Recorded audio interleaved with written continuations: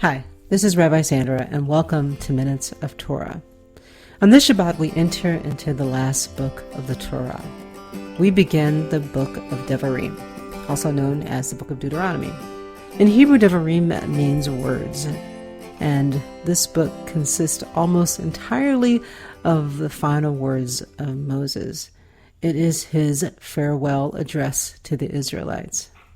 Oddly, this is the man that many of you may remember who once turned down this job of guiding the Israelites on the grounds that he was not a man of words. As we begin Devarim, the Israelites are standing on the bank of the Jordan River, poised to cross over and enter finally into the land that was promised to them. And Moses stands for the last time before the people he has led for the past 40 years, knowing that his days of leadership and days of life are coming to an end, and that he himself will not be allowed to enter into the land. It is under these sad and dramatic circumstances that Moses launches into his final speech. If you knew you had one speech left to give, what would it be? How would you leave your mark on this earth? What message would you deliver?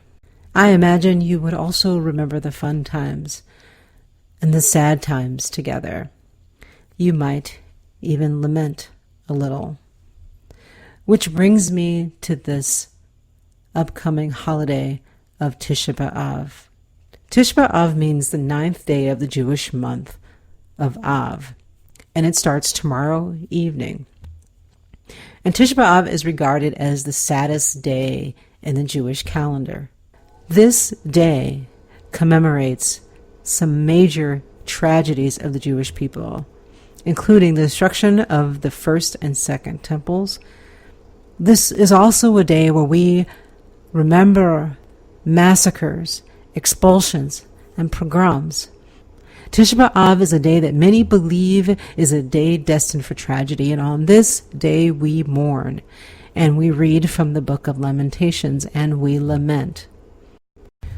We, as a nation of people, over the last week and a half to 2 weeks, we have had a horrific week. And in the wake of these tragedies that we are experiencing, and I'm talking about the mass shootings, senseless killings, family separations, I take a note from the book of Psalms, and I ask, Ad Matai, how long will this go on?